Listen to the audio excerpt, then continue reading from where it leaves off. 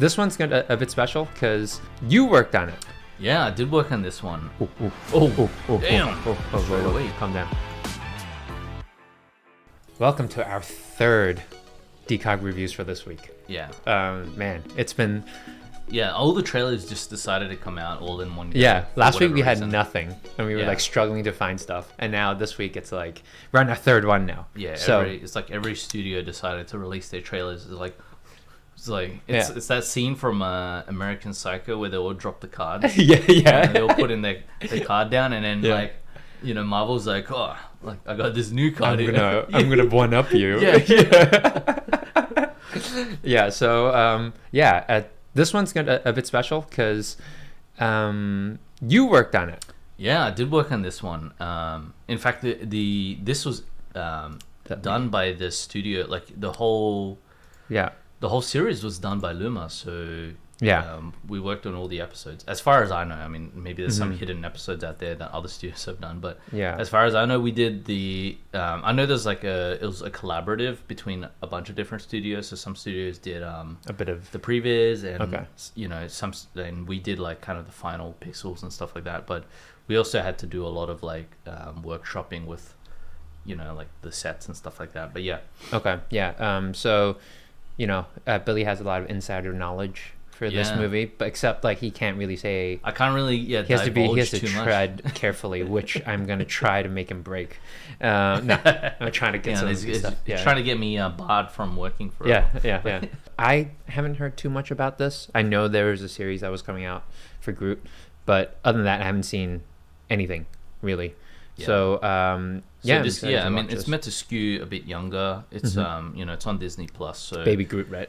Yeah. It's I guess kind of I guess he's kind of still a baby. He's meant to be in his like starting to get into his teen rebellious phase. Is this set between any other movies? So yeah, I think it's meant to be set. Actually, I don't know exactly the timeline between where it's set. Yeah. But it's definitely like, you know, obviously after he becomes a baby. So like after the second Guardians. Yeah. But I'm not sure like if it's like before some of the other events that have happened. Okay. You know, like the Avengers stuff. But... Or before even Ragnarok.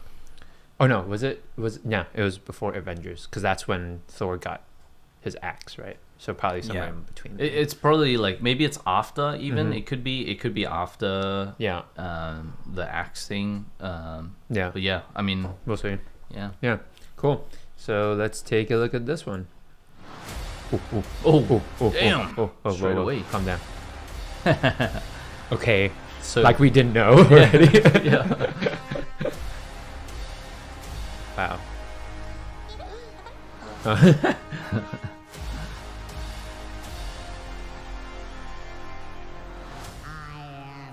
Oh, he looks a bit older. Yeah.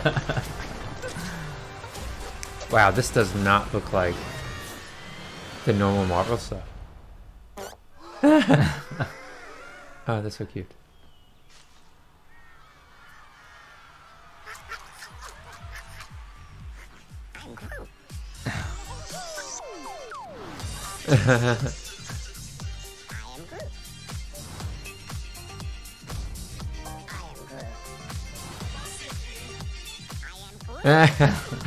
Oh, he's so cute.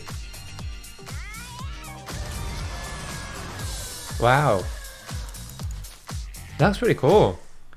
Yeah, so there's like a bunch of definitely a different vibe. Yeah, and I mean, there's a bunch of different like environments. Yeah. But yeah, they went for something that's like way more for. Yeah, it feels definitely skewed towards kids. Yeah, it's definitely skewed to the younger, or just like all ages kind of thing. And, but the thing is, like, the look is very interesting to me, like, because they went like, it's like this realistic but not really realistic. So when I look at these characters, this is what it gives me, that vibe, where it has realistic textures, like here. Yeah. But then, when in some parts when I just look at it almost feels like toys. Here, it's so funny. Yeah, I mean, I'm not a huge fan of like the somewhat like juxtaposed look, you know, where it's like a little bit realistic, but it's like a little bit cartoony. Yeah. But it's a hard balance to strike too, because this is like there's no like actors in this, so it's all CG. So yeah. But I think like they kind of got the balance as close as you could possibly get it, I think. Yeah. So I noticed something that's really funny. Like, there's a look to things that are rendered in Unreal, or that comes out of Unreal. I don't know what exactly it is. Yeah. But for like shots like these, it looks like that. Like, so we use a combination of different techniques. So it's not just like you'll be surprised, like some of the shots that use one technique to achieve the look is not the same as some of the other shots. Okay, yeah. Some people would think like, oh, it's all rendered, when in reality, like there's like a mixture. Yeah, there's some matte painting going on. There's like a lot of interesting mixture of techniques here. Okay. So when I say it's like a full CG film, it's like it could. It could be like more like an animated feature. If you think of like a Mitchell's and the Machine, like you can't. It's hard to tell what is like a matte painting and what is got like you. Animated. Animated, yeah. And that's just efficiency reasons, right? You just can't. You can't don't want to render build. Yeah, you don't want to build like the screws at the back. Yeah. You got to find like interesting techniques to solve. Well, I mean, even like for something like this, when the background's blurred out, there's no point of like building the whole scene in the back, right? Like it's just I mean, I'm not exactly sure how this background is done, but if I had to do something like this, I'd probably do a matte painting where it's a spherical. Yeah, it's a spherical. Like projection. Yeah, unless like in the scene that you needed some other parts of it that you already have to build the environment, but other than that, I would just since it's so blurred out. I love this stuff. This is so cool. This is so cute. It definitely feels like a more like a like a short, like one of those animated short films. I mean, they're definitely shorts. It's awesome. Like it's not really like a full episode. I think they're like like 3 minutes roughly. Each like episode. So it's like 5 3-minute shorts. It's almost kind of like your Pixar / Disney kind of shorts before the ones they show before the films, or even just like the ones that they do afterwards, they have like Buzz like goes to the supermarket. I don't know if that's probably not a short, but like that kind of thing where you just have like a small team of people just work on these like side stories. And I think it's just in a way to, because people are wondering like, what the hell happened to Groot? Like, what's Groot doing this whole time? I don't know if anybody wondered that, but like I wondered that. I'm like, what is Groot doing this whole time? Like, I mean, it's weird. Like, it's funny that you said that. I guess from the first one, he was such a big, he was a big hit, right? Yeah. And then for some reason, after the second one, it seems like you don't hear him much anymore, or he just became Brad. Yeah, he just became like Baby Groot, and then this is kind of like just the progression of Groot's storyline. Exactly. And they're trying to make him more like, give him a bit more of a character, so that he feels like more like he's still included. He's still included. He's got his own arc. So because I think in Guardians, like I was surprised. Like if anybody that I wasn't expecting, who's the raccoon? He became Rocket. Rocket became actually the more known and more popular character, even I think more so than Chris Pratt, because maybe we saw him more in Avengers and stuff. And I think like in a way, Bradley's like he does such a good job with the voice, that I feel like he has I can't even believe it's like Bradley Cooper, but I think he brings so much to the character, right? Whereas Groot, I mean, what can you really bring? Like, you can't do any dialogue. You can't. So this is the perfect format to tell Groot's story. Pantomime. It's like perfect animation sort of like thing to do, right? Like you're almost just pantomiming everything. Yeah, exactly. But awesome. I finished up at Luma before all this was done. So there's a lot here that I haven't seen. Like these final images, like a lot of it I haven't actually seen. I've seen like the beginnings. The beginnings, and I help kind of like with the early layout stages. And like apart from that, it's like I've seen like some like kind of renders that they were doing, like test renders to try to get the look. But like this looks like way further along than when I saw it, which is great. Yeah, that's awesome. Can you divulge into like when you guys started the show? I don't even remember. It was kind of wedged in between a bunch of different projects. Yeah. So, I can't even remember.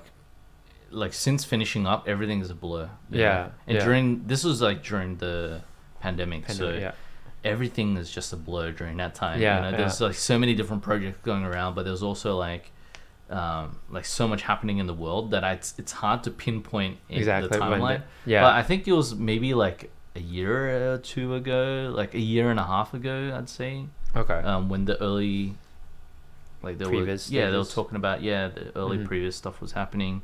Okay. But like we had it's a pretty small team, like actually, and this was like sort of a collaboration between a lot of different it was between the LA facility and the Melbourne facility. There's a lot of collaboration going on. Yeah. But yeah, like by the end of it, I hadn't seen like the final product, the final stuff. So yeah, I mean it looks good. I definitely think like this is something for. It feels like it's more geared for kids or all ages, like you said. I would be interested to watch it only because it feels like mostly it's animation, and like. And I'm interested in that.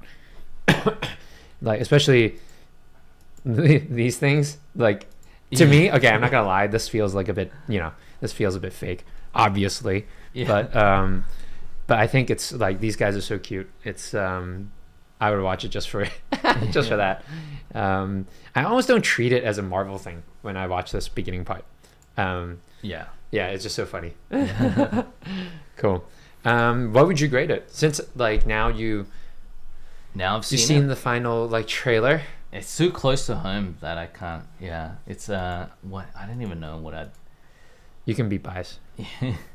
I'd say it's like a 7. Yeah. Like out of 10. Like just because it's not my cup of tea. Maybe it's like a 6.5 or something. But it's not my cup of tea. Like in terms of content, I'd probably watch it just like.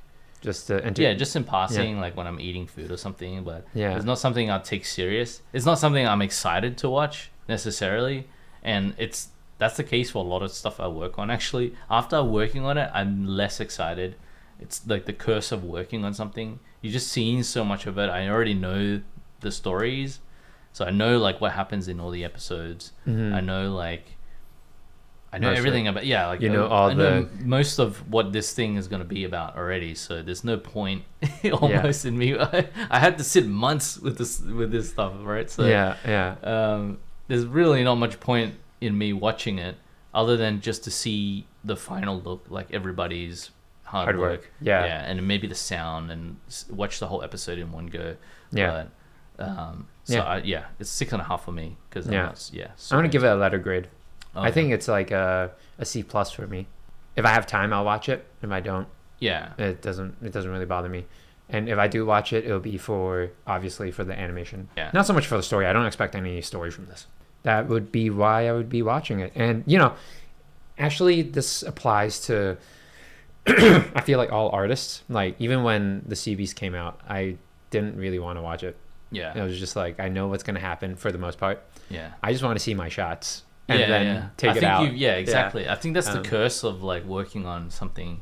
You just by the end of it, you've just seen it so many times. It's like if someone has sat you down and watched the same movie like 50 times, you'd probably be pretty sick of it as well. So exactly. Even if you only work on a small section of it, you kind of like, unless it's like a really cool film. If you work on like Dune or something, I'd be like so stoked to watch Dune. If I worked on it. But I think if you work on something like this where you see beginning to end, like with an animated feature with Sea Beast, you would have seen the film like in all its forms, right? So many times. And sometimes you see like what you think might be a better version than what it came out to be. And you also see all the pitfall, like all the things that you don't like about the movie. So for example, even my shots, right? I'd be like, oh, I don't like that. But no one else probably even notices it. And I think it's like so it's all your idea as well. Because when you're working on the film, you have an idea of like what you think would make the better version of the film. Like everybody, like everyone has their own opinion, but I think once you kind of know, like, if we had done this would have been so much better, you know. Yeah. When really it probably, like, there's so many different versions. Like, everybody has a different version. Everybody, and then I know, like, just like anything, like, you know how to. I forgot who said this. So I'm I'm like quoting somebody that has said this.